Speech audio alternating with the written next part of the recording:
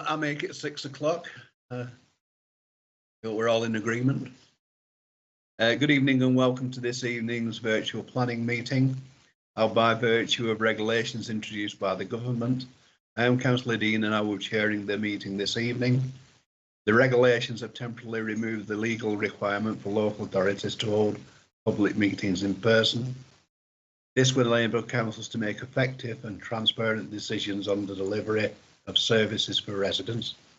The requirement for public meetings to be made accessible to the public remains, and the link to the virtual meeting is available on the council website in the usual live meeting link page. In connection to members, if a connection to a member is lost during the meeting, I will stop the meeting to enable the connection to be restored.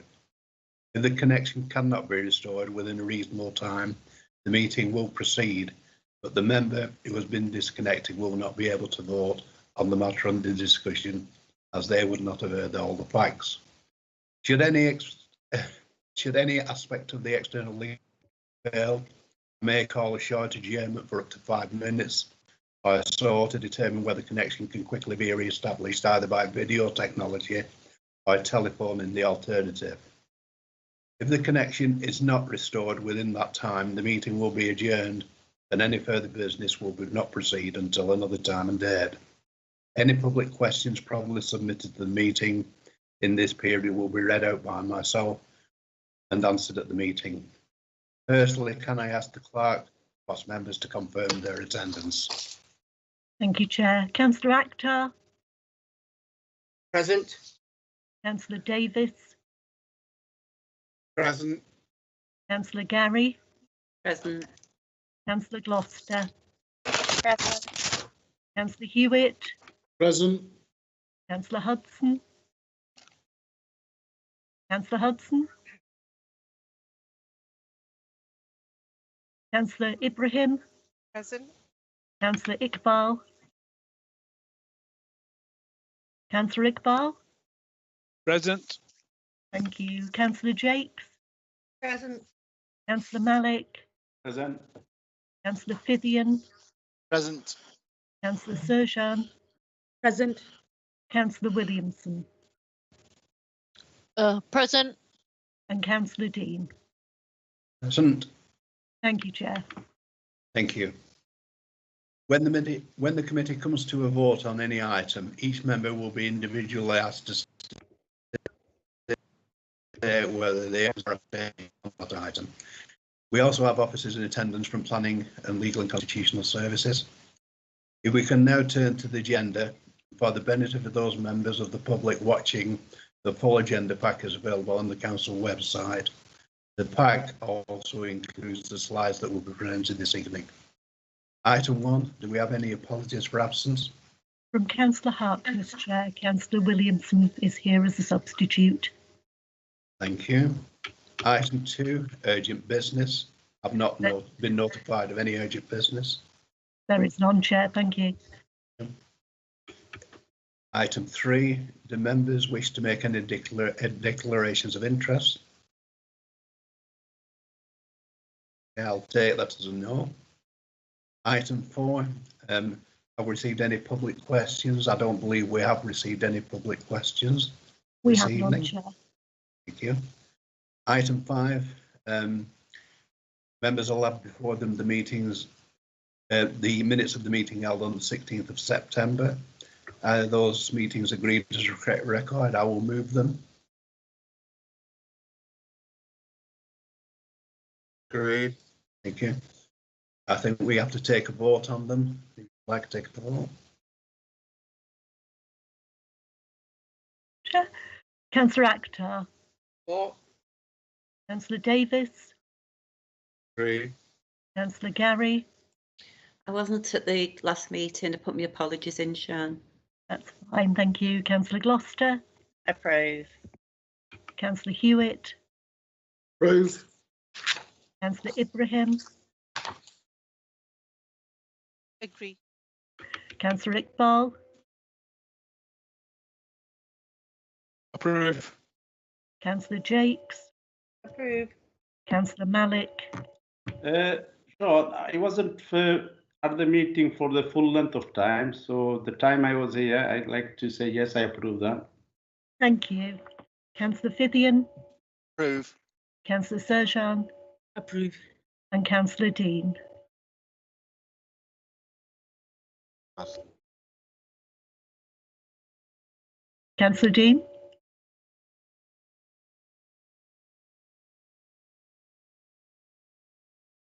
Councillor Dean, are you on mute? It looks like he's lost connection. Yeah, Frozen. he's frozen on my Temporarily screen. It's like he's Did you- asleep. Temporarily lost our chair, so if we could just wait for a moment and see if he comes back. Would you like to put your microphones on mute until we get him back, please?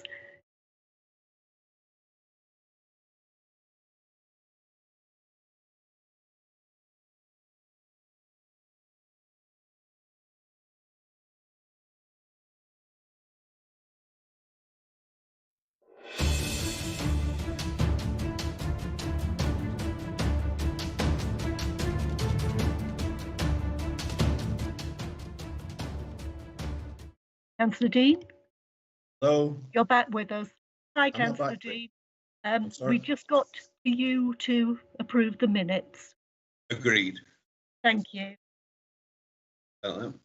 If we can move on to item 6, 7 and 8, because they're all the same application. Item 6 is the substantial application. So item 7 is the listed building, and item Councillor 8 Dean, is the, Sorry, Yeah. if I could interrupt for just a second. Councillor Curley wishes to speak on this and he's not currently able to connect. So if we could just give a couple of minutes so that I can send him the link again and we'll see if he can connect, please. Thank you. right. Are we in a position though to go ahead with the next part of the meeting? No?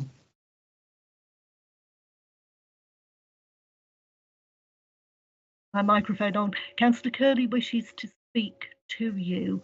So I think it would be preferable if he's present for the whole item. All right. So if I could just have a couple of minutes to try and get him in. Thank you.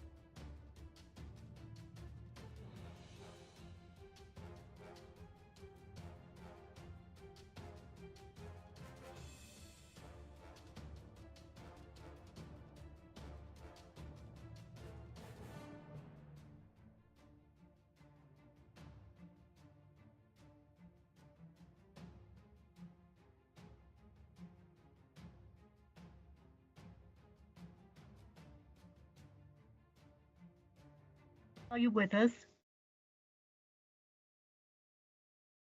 Hi, Sean. Yes, I've got the link now. Thank you very much indeed. Thank you. Thank you, Chair. Apologies for that. Okay. If we can move on then to the items 6, 7 and 8, which are all associated with the same application. And in actual fact, there are two applications relating to the same property, 2 Lower Tunstead, Greenfield. Item 8 is just the slides for the 2 applications. The first application is for planning consent for a 2-storey rear extension, and the second is the listing building consent for the same extension.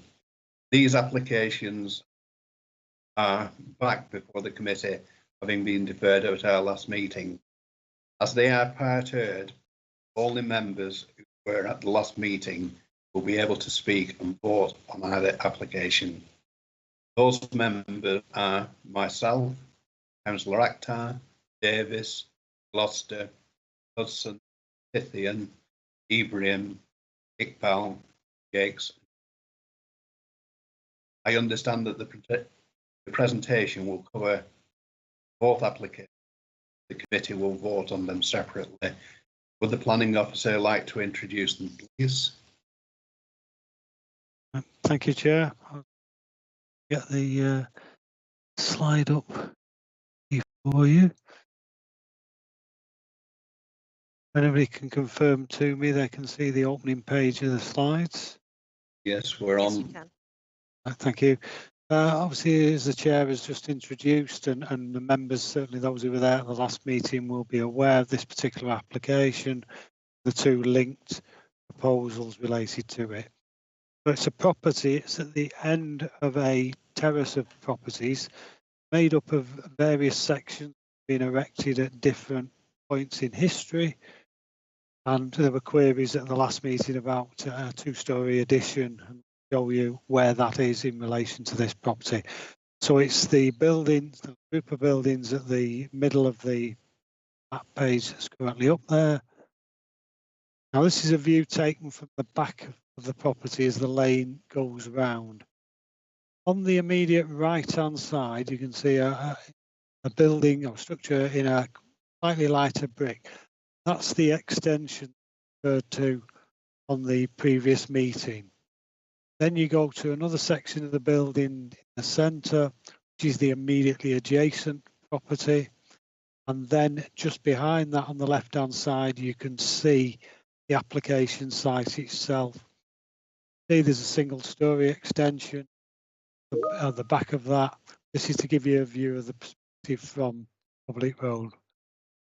There's a closer view. You can see this is the back of the property itself. This is to give you an indication of where the proposed 2-storey extension will be erected, and a couple of other views from the opposite direction. So this is the side of that property. On the right-hand side, you can see the single storey that checks out the building. It's giving an indication of the existing fenestration on that side. There's just a plan drawing the existing, so the single storey you can see annotated as utility, and this is the proposal. So again, 2-storey extension, an extension to the utility room to form a kitchen area, then a new bedroom structure above.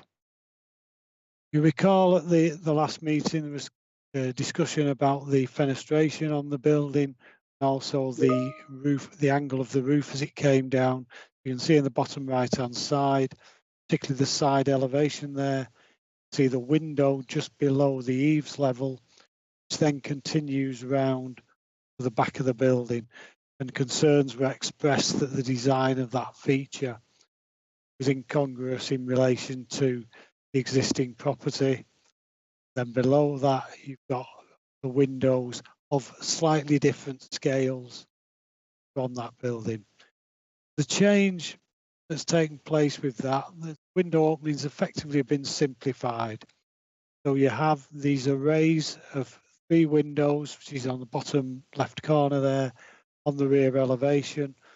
A similar style to, as you would have seen on the photographs, to the adjacent property. On the side elevation in the bottom right hand side, you can see again that the congruous corner has been amended, replaced by a separate small window, and the plans have been amended to actually create a more direct gradient for the roof coming down on that.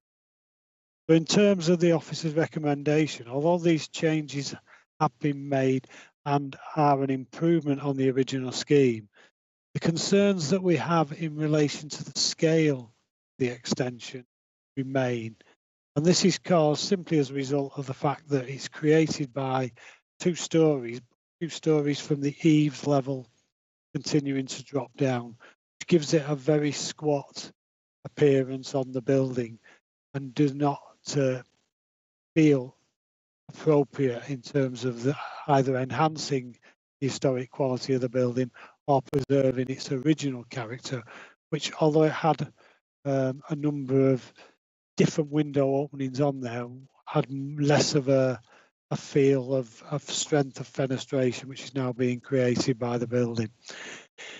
There was also it's mentioned in the report of issues with damp into the building, and clearly if this wall at the back suffering from damp, creating an interior wall will help to overcome that problem.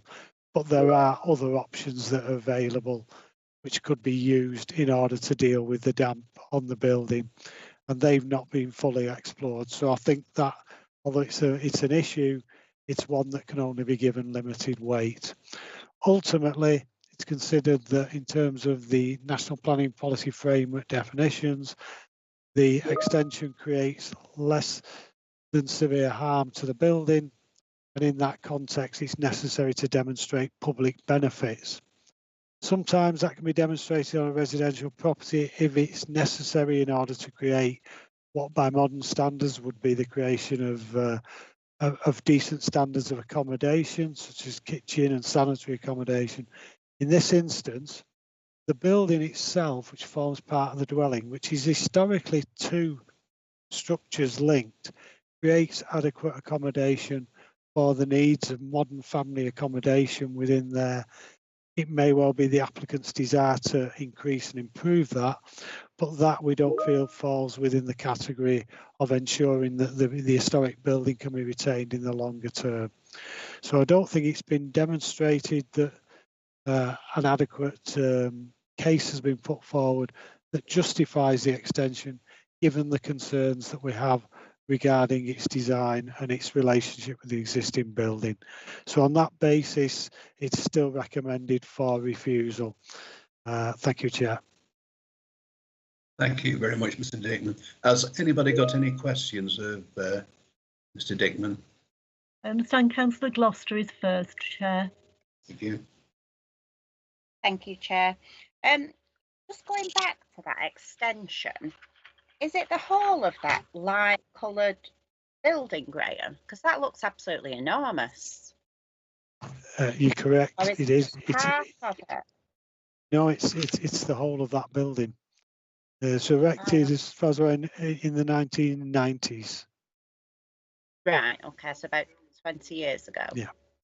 It's not well, it's fairly recent, but not a recent decision that I think has any real bearing on the assessment of this application, which of course, as members know, has to be determined on its own merits in any event. Yeah, I'm just interested in that, obviously, because a precedent has been set. Now, looking at that photograph, the land looks as though it slopes down to that property, doesn't it?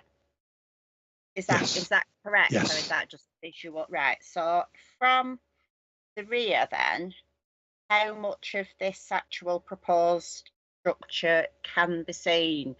I suppose really from the rear and from the front of the property. Is it visible in terms of ruining the frontage of that listed building?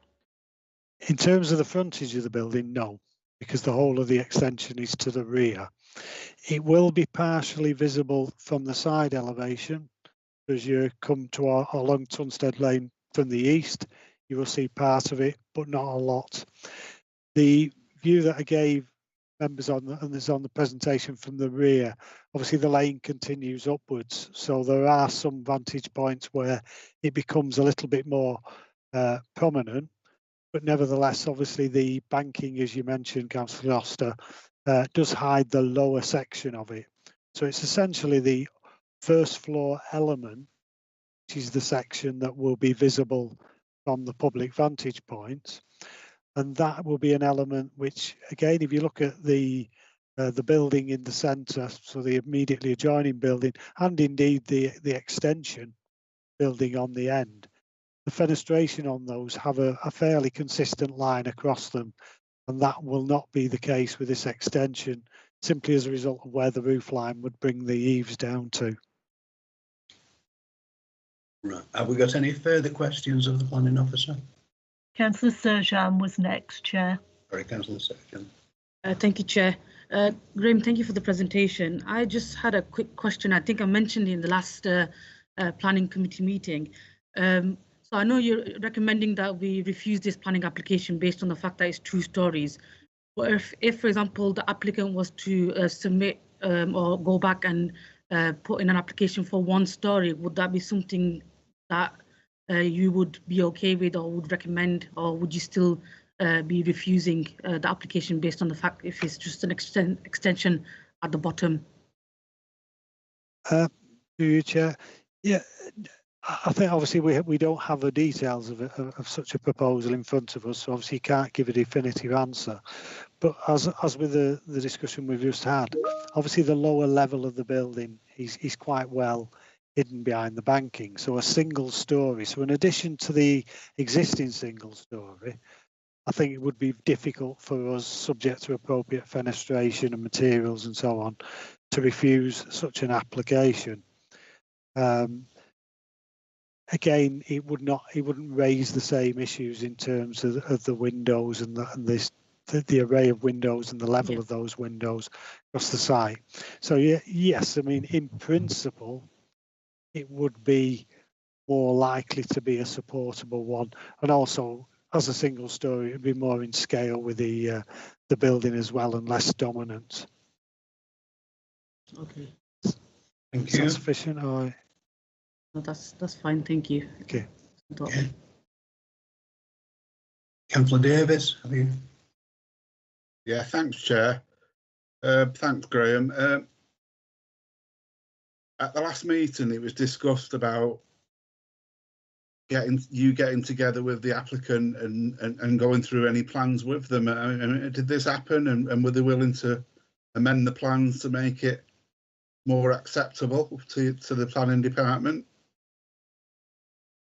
Yeah, I think yes. Obviously, the scheme they've come back with, I have to say, it is in terms of the windows, it is an improvement. It's more in character with the building, but the problem is it's the fundamental concern we have is about the 2-story element of it, and clearly from the applicant's point of view, they're looking for accommodation at that level.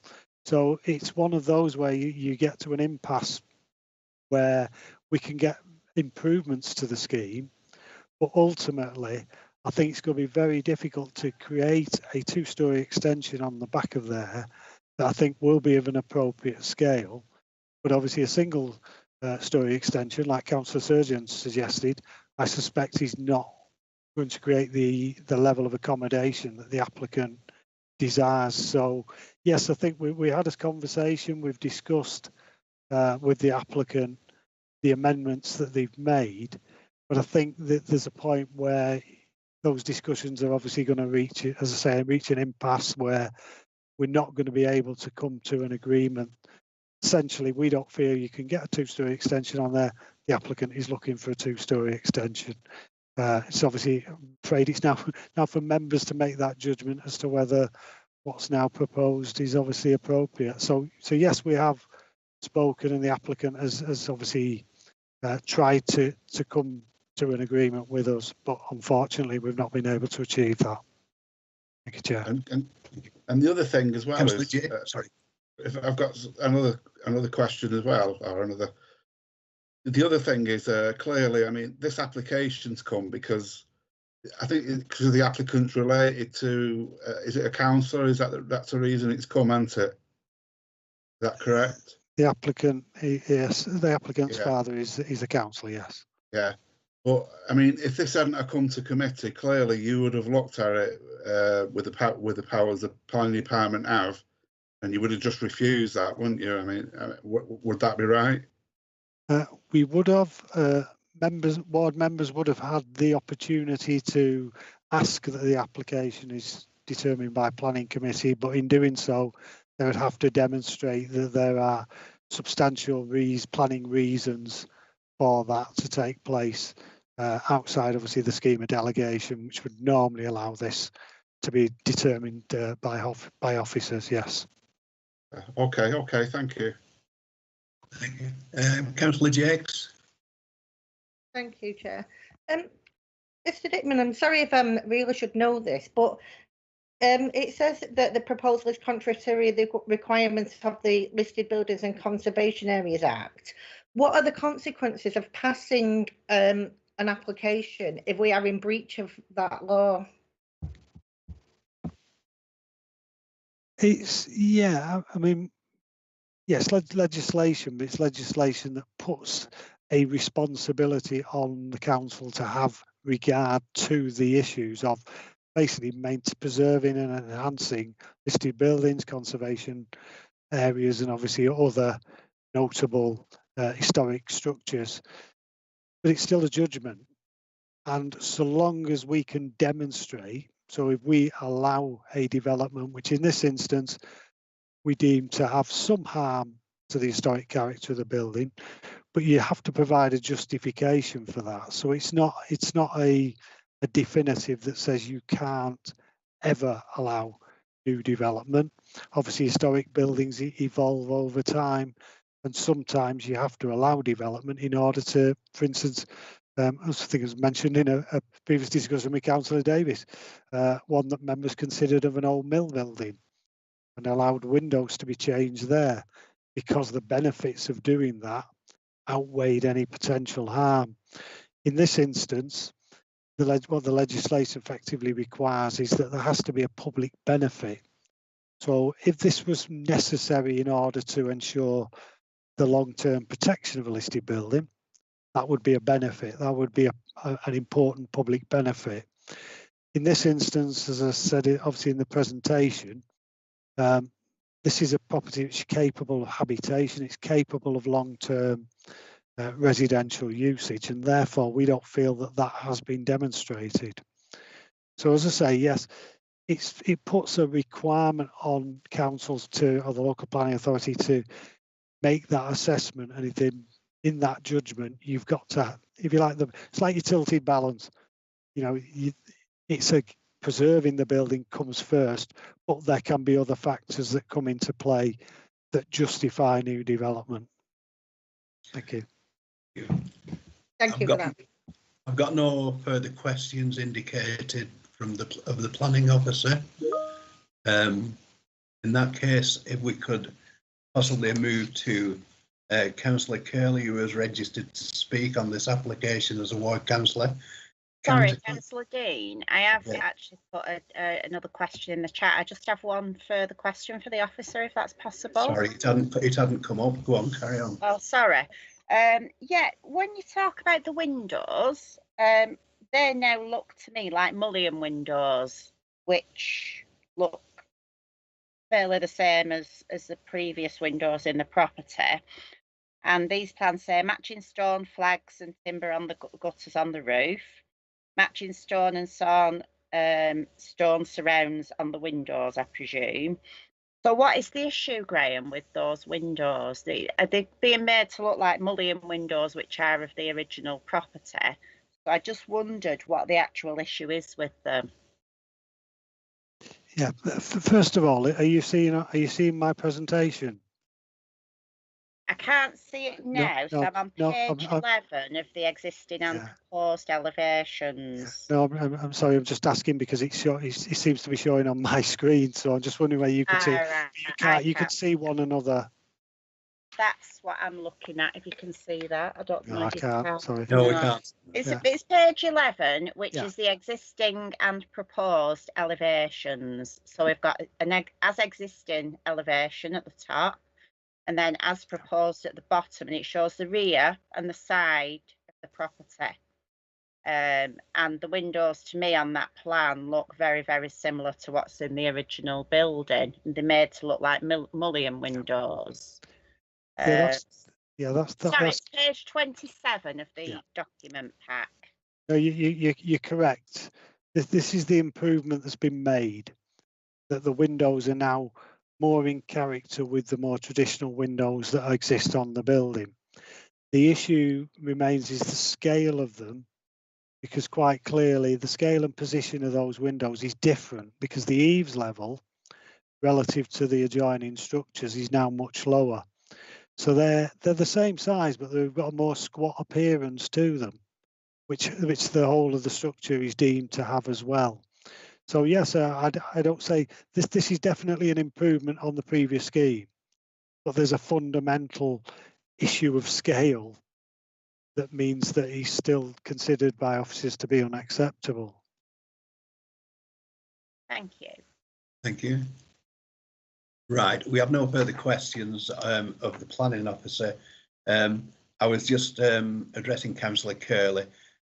Councillor Curley, as you spoke at the last meeting, please could you restrict your comments this time to only those matters that have been changed in the application? Indeed, Chair. Thank you very much indeed, and thank you to members. Yeah, there have been some changes to this, and really with the windows, what I would say that the windows now across the property are at different heights. What the applicant is doing with this amended application is to bring the windows, what is, to be honest, quite a terrible mishmash of windows at the rear of the property, into line. Now I understand what Graham is saying regards the line of the windows, but really, if you look at it now, it looks like it's got about 4 different types. This actually brings them all into line, and the roof line is actually much more in keeping with what the previous application was. Regards the squat position, most of it is hidden by that rising ground, and while it might be able to be seen by people, it's not overlooked by anybody. It's not as if surrounding properties will have a view taken away, or they'll have to look at it every day. You would have to be walking past on the lane or in the fields to see it. So I'm not sure that is actually that valid a comment in that respect, because it is not something that would stand out like a sore thumb among a load of other properties.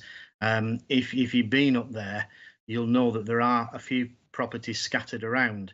It's not as if it's in a terrace and you've suddenly turned something with a huge mass on it. Really, what you're doing with this, I don't think it overpowers the building at all, and I think it enhances and improves what that building does, and I think it encapsulates that 1730 stonework, and it brings that back into use. Really, I think the applicant has gone a long way to address a lot of the previous concerns, and I think the applicant really should be given credit for that, and also for the fact that they're wanting to keep an old building in modern usage rather than have a modern building dropped right into a load of stone buildings and something that would be out of keeping. With that area and with what the applicant is now saying, as I say, as a local resident, I don't think that would be out of keeping, and it wouldn't overpower both the existing building or the buildings to either side. And I think the applicant's gone a long way here. And I think with the windows as well, that goes a long way towards improving this building and actually taking it out of, I'm just trying to think of the right words, perhaps a slapdash approach to the windows and all the fenestration to the rear of the building to bring it more in keeping with those around it. And really, I just wanted to be brief, and that's all I wanted to say. Chair, thank you very much. Thank you. Thank you very much, Councillor Curley. Before we ask for questions of Councillor Curley, Simon Robury wants to come in. Yes, thank you, Chair. I just want to make a point about harm to heritage assets. A couple of members have made points about can the extension be viewed from public vantage point. That isn't actually the point in terms of harm to a heritage asset. It is harm to the building, full stop. And whether or not something which is unsympathetic can be viewed from a street or a public vantage point is something you have to set aside. It's about the damage to that heritage asset as an entity, not whether or not you can see it's not damage, it's harm, to use the proper phrase. It's harm to the heritage asset, and it's harm in the purest sense, not whether you can see or not see whether a particular extension or a change from a public vantage point. Just think I need to make that point, Chairman. Thank you. Has anybody got any questions of Councillor Curley? Councillor Gloucester has indicated, Chair. Sorry. Councillor Gloucester. Thank you, Councillor Curley. I'm just interested to know, on the photographs that we have in front of us, that property does look tiny. And having a property like this myself, have you actually been inside that property? I can't say I actually have. No, I'd be lying if I said I had. What have you seen? Have you seen it from outside? Yes, yeah. So in terms of the actual sizes within that building, would you give a guide on to what the room sizes are? Is that possible for you or not? Yeah, they are quite small, and what the applicant is trying to do now is not trying to create a greater living space for a growing family within a heritage building. And he's trying to do it sympathetically, such that you do get the sort of room that you would want for a growing family, but not one that's just going to stick a Lego box on the outside. He's trying to do it sympathetically. By doing this, it would enhance both the living area, and I think it would probably give us rooms. Some of the rooms would be half as big again. With a young family, some of the bedrooms are actually really quite small, and they're really quite cramped. For something that would, not just for this family, but for, you know, when the applicant passes on and he passes this on either to the family or to other people, it's something that would be within the community for a long time. And I think that's another thing that the applicant is trying to do, to try and create a home where both he and future residents would have enough space, and he's trying to bring something back into usage that might not be able to be used by a growing family. Thank you. Councillor Davis. Thanks, Chair. Thanks, Councillor Curley. I mean, this is a listed building. I think it's in Greenbelt land. Have you got any issues with people building on this land? You know, Greenbelt and listed buildings. Well, I think your question's quite open there. It's not an issue that we've got an issue with people building, but it's with people enhancing and improving what is already there. And that's why I agreed to speak on this one, because it's not putting something else up. It's not putting, you know, a big conservatory on the back and something that is out of place. It is, in my opinion, something that would improve it. It's not overdevelopment in the Greenbelt. If it was, and it was increasing the massing of that building to such an extent that it was overpowering the buildings around it, and it was making a huge statement within the landscape, I would have told the applicant to go away and think again. But I think what he's proposed is fairly modest and in keeping with that. And I think to say that, you know, do I have problems with building in the Greenbelt? Yeah, quite often I do. But if it's sympathetic and within the bounds of what would be acceptable with surrounding properties, then I think we need to look on that in a kindly light.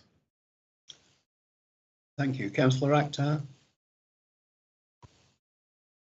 Thank you, Chair. It's just to pick up on the point that Simon Robury's made. So I just wanted to ask Mr. Curley a question related to that. In terms of this extension, do you think it will cause harm to the asset as a listed building? Do I think it will cause harm to the asset? No, quite the opposite. I think it will enhance the asset, because the stone that he is proposing to use would match the original building. And I think he saw some stone actually from a previous school that has just been demolished. So the stone would match, the design would match. If you look at the photographs of the rear elevation of the building, I mean, to be honest, just look at those windows now. Is that appropriate as it is now? Really, it's not. You've got some mullion windows, you've got one big window, you've got two windows on at the ground floor, which are you know, a collection of smaller windows. What he's trying to do is bring everything back into line, and I think Simon makes the, you know, the obvious and valid point that it's not harm to it from its visage in the environment. It's harm to the building.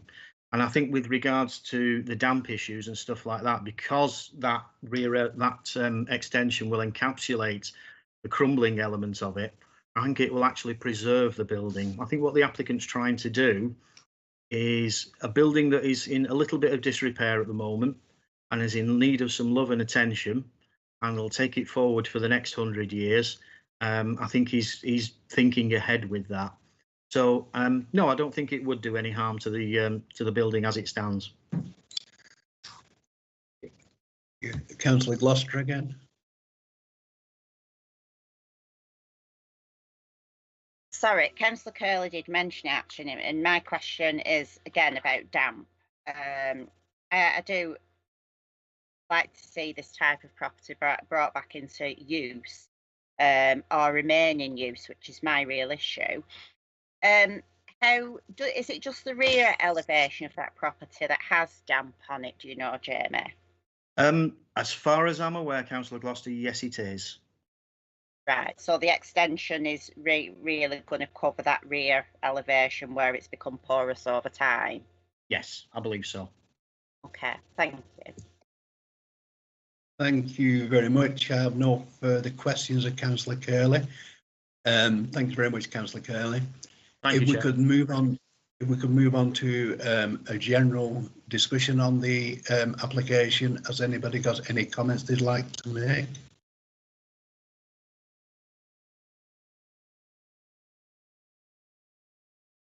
No.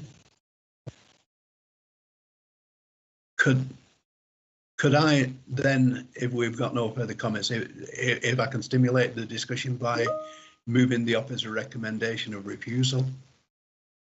Is that seconded? I'll second that, Chair. Thank you. So we've got a Sorry, I proposal. missed who seconded that, Chair. I think it was Councillor Pythian. It's Councillor Fithian, yeah. Thank you very much. Okay, it is now open for discussion. It's been moved that we actually follow the officer's recommendation and refuse the application.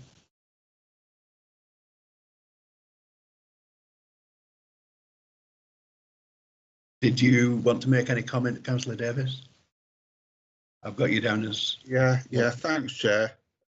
Yeah, I mean, I agree with the planning department's recommendation to refuse it. It's greenbelt land. It's a listed building. It wouldn't have come to committee if it wasn't and I'm not calling that it's a relation of anybody who works for the council or a councillor. I'm not saying that there's anything wrong with that and there's anything, you know, gone on there. But what I'm saying is, if it hadn't have come to committee, it would have been refused by the planning department. You know, and we wouldn't have heard any more about it. So for those reasons, I agree with the recommendation to refuse it. Have we got any further comments on the proposal? Could I just ask another question, please, Councillor Dean? In terms of a listed building, do all listed building applications not have to come before committee? I thought that they did. I will ask Mr. Dickman on that. No, there's nothing in the delegation scheme that requires that, and obviously a lot of alterations to listed buildings.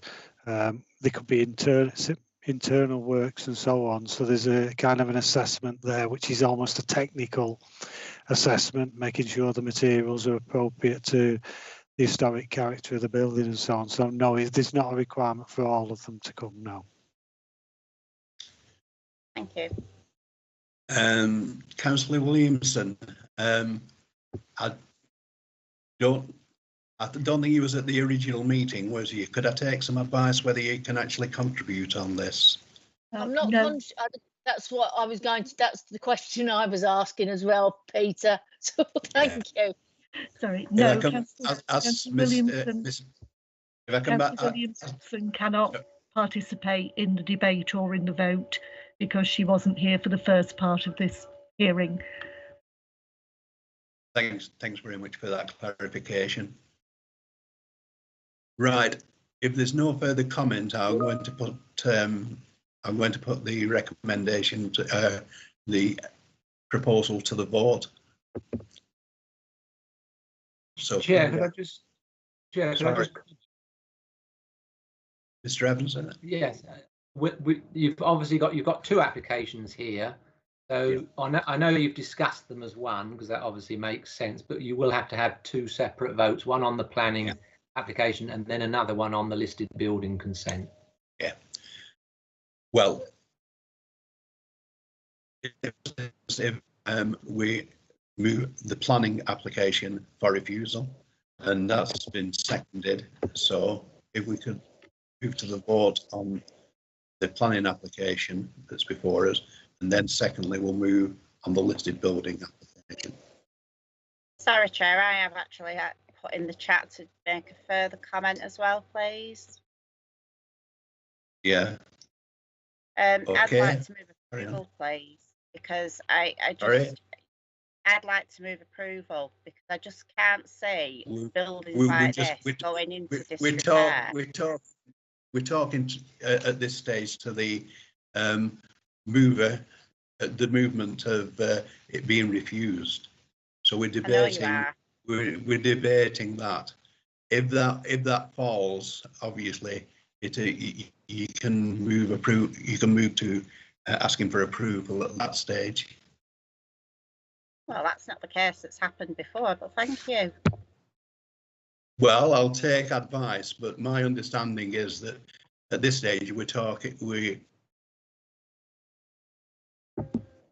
discussing which is refusal. Yes. I'll take advice off Mr. Evans.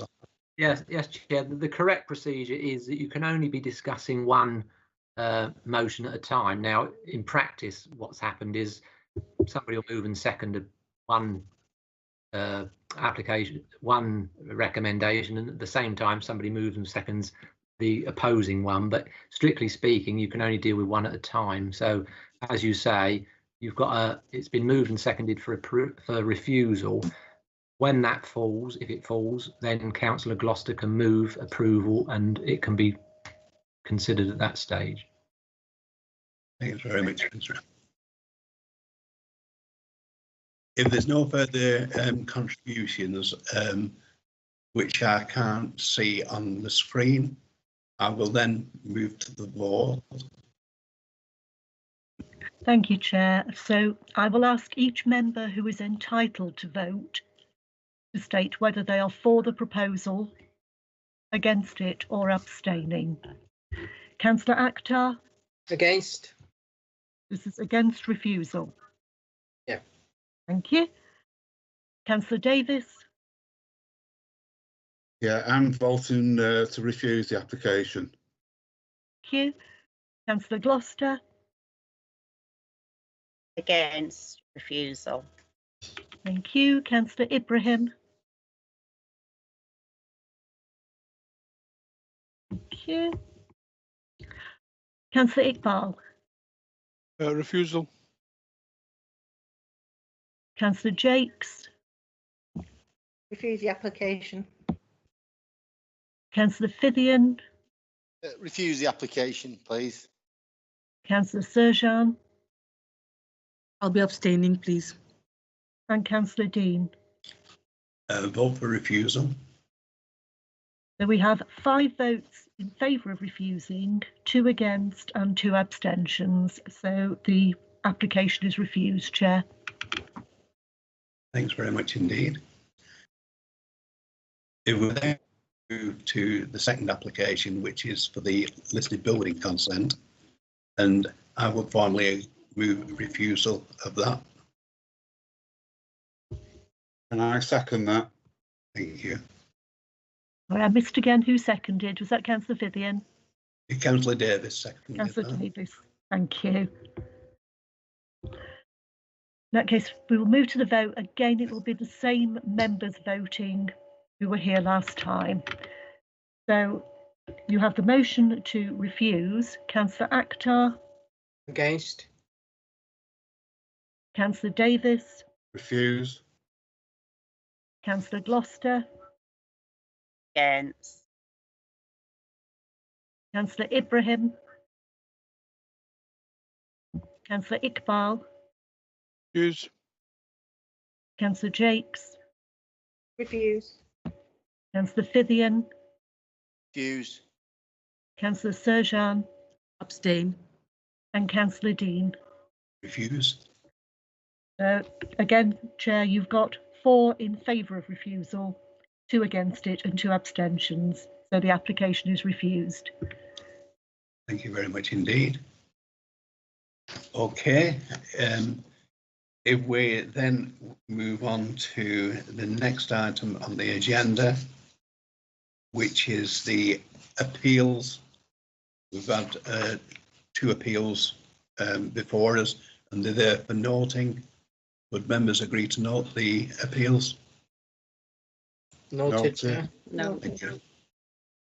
Okay, that's the whole of the agenda. Thank you very much indeed for attending. Thank you, Chair. Thank you, Chair. I think we lost him again. Thank Still you, there, Chair. yeah. It's a good way to end it. Thank you, Chair. Evening, everyone. Thank you, Chair. Good evening.